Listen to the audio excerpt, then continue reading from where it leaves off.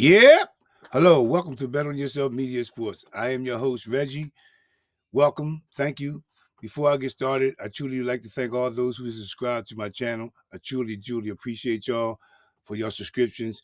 If you haven't already, tell a friend about Bet on Yourself Media Sports. Tell them to hit the notification bell so you can get this content when it comes out. Subscribe, hit that thumbs up. Thumbs up is free.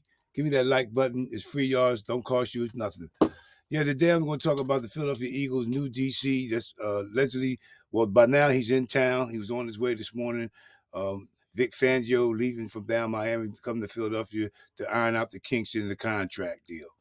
And then there's word out that Kellen Moore is going to be interviewed by the Philadelphia Eagles for the OC job. So let's get right to it. Okay, let's talk about this Vic Fangio guy. Uh, Vic Fangio, as y'all know, has his defense. He was in Miami. He's been around to a couple of different teams, Chicago, and he has some understudies, which we had one last year in Sean Desai. Sean Desai was trying to run Vic Fangio's defense, and it didn't work out to the likings of the Philadelphia Eagles brass and head coach.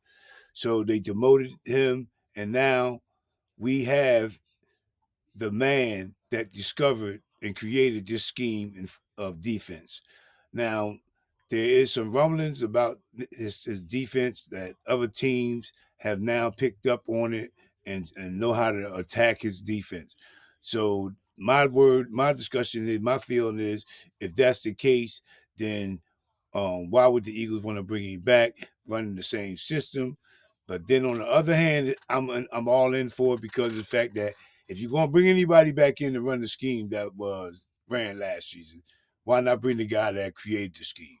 I think he have much better understanding of what needs to be done, providing that he has the proper player personnel on the field to do such jobs. Like I discovered yesterday, he runs the cover 4, the cover 2. So he's the 3 down lineman and, the fullback. So my understanding with this is we still need linebacker help. We're still going to need safety and cornerback help. Slay, Bradbury. We still got the Eli Rickses and Sidney Brown won't be back till October from the certain surgery that he had on his knee. So we are still going to be kind of short on the back end.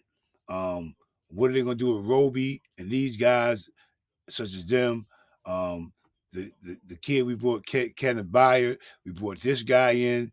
Is these type of guys that Vic Fangio could use and utilize to make this defense a better defense? Who knows? I don't know. I'm just going on what we have in camp, what we're going to have in camp next year under contract. So, what do y'all think that if Vic Fangio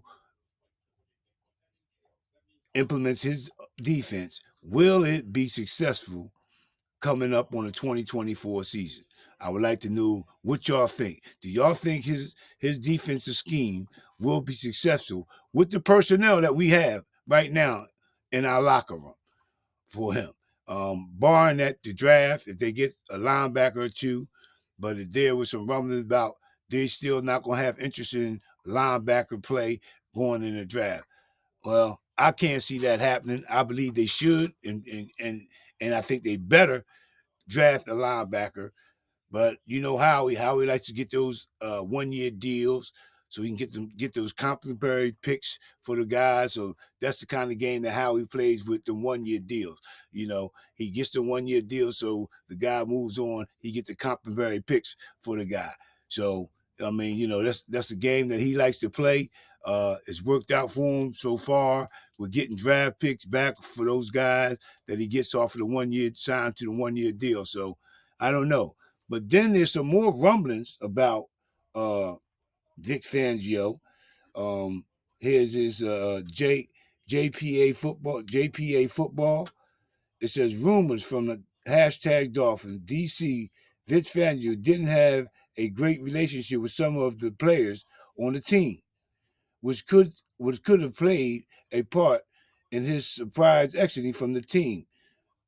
So there you have it. You got some guys down there that didn't like him, but that's going to be in any system with any defensive or offensive coordinator. You're going to have guys that like it, going to have guys that don't like it.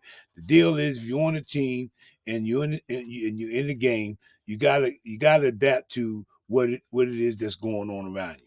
So if you don't like the guy system and you don't want to play in it, then you got to find another place or another job to go to where you feel you're going to fit the need. And then it says here, there were quite a few players that didn't necessarily get along with Fangio. It wasn't a great relationship with many of his players. Wow, that's not good. So, that's another reason why um, the Dolphins more than likely got rid of him. When the players started talking about not being comfortable with the defensive or offensive coordinator, and one thing I can give Miami staff for, they listen to the players. If they're not comfortable with the guy's scheme or with the coach at hand, then you got to move them out. You got to move them out, because the players at the end of the day, they're the ones that's going to have to go out and perform. And if you can't get these guys to perform for the guy because of dislike or the way he's coaching, then it's going to be an issue going forward.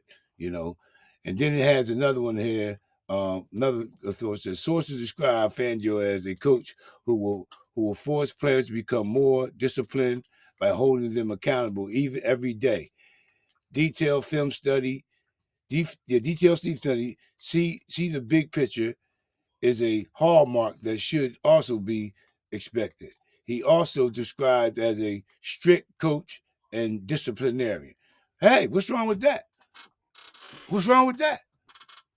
Come in, do your job, stay focused. Let's get the job done that the man puts out on the table. If you can't handle it, next man up. I see nothing wrong with that situation, with the disciplinary situation with him. I mean, this is what the Eagles need. They need a guy that's gonna come in here and let them know that, hey, if you ain't playing right, you're not going to go on the field. If you're not performing in practice, you're not going to play in the game. So if you want to be here, then you got to do what is necessary to make the team and follow the script that we have laid out. Get in the film room, study. He's not asking more than what you should be doing anyway. That's my take on it. So, what do y'all think from hearing what y'all the rumblings around the league about different players? I even heard on Skip Bayless this morning speaking on him. Skip Bayless said that he liked him as a coach for the Eagles. Uh, Michael Irvin was saying that he was licking his chop because he feels like everybody understands Vic's scheme, and teams have figured him out. But I'm going on record to say this: every scheme that's been presented by different coaches around the league has been figured out at some point. It's making adjustments along the way to combat what the offense is doing towards your defense, and vice versa. So it's always a chess match. So I'm willing to see what he can bring to the table, because this is his defensive scheme. So I'm okay with it. I'm 50-50 as far as with the hire, because I would have rather had Darnell Wilson, to me, or Ron Rivera, but neither one of those guys was in the sights of the was in the sights of the Eagles management. So we got to deal with what we got. But if it's up to me, I don't have a say so. As y'all know, we don't. We just voice our opinions about what we feel with the moves that have been made, as far as the organization and the players that we think should be and should not be, and players that we feel uh, to get more playing time. And like we said during the season, run the ball. Fans are voicing their opinion, run the ball. So we have a voice, but it only can go but so far because of where we are. But us as content creators, we do get heard, we do get seen.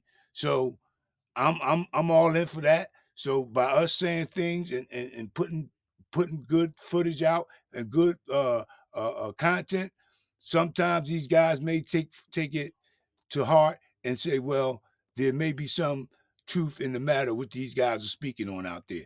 So I'm all in for it. Then they was talking about Kellen Moore. Um, Kellen Moore has put in his put in excuse me, the Eagles have put in a request to interview Kellen Moore. Here's Elton Shaw Parks. His comment quote says Kellen Moore has put his quarterbacks under center more than the hashtag Eagles have with Hurts. Here are past attempts from under center, and this is the quarterbacks: Herbert, Prescott, and Hurts. In 2023, when he had with Herbert, 57 times under center. With Prescott in 2022, he had 95 times under center. With Jalen Hurts last in 2023, he was under center 20 times. 20 times he was under center with passing attempts from under center. That's what it. Now it says running backs under Moore also ran it more under center than the Eagles running back did as opposed to the shotgun. And this is the percentage with that. Elliott, 20 Elliott and Swift. Swift, I'm starting from the bottom up. Swift last year, 47 times. Elliott, 2022, 49 times. Eckler in 2023, 83 times. So that's still more than what the Eagles done. Well, when he was in 2022, he doubled it with Elliott, and he almost doubled it with Eckler in 2023. So I mean, at least he does put the guys in running position.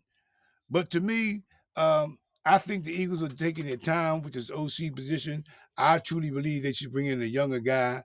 I'm going leaning now more toward the guy Kingsbury.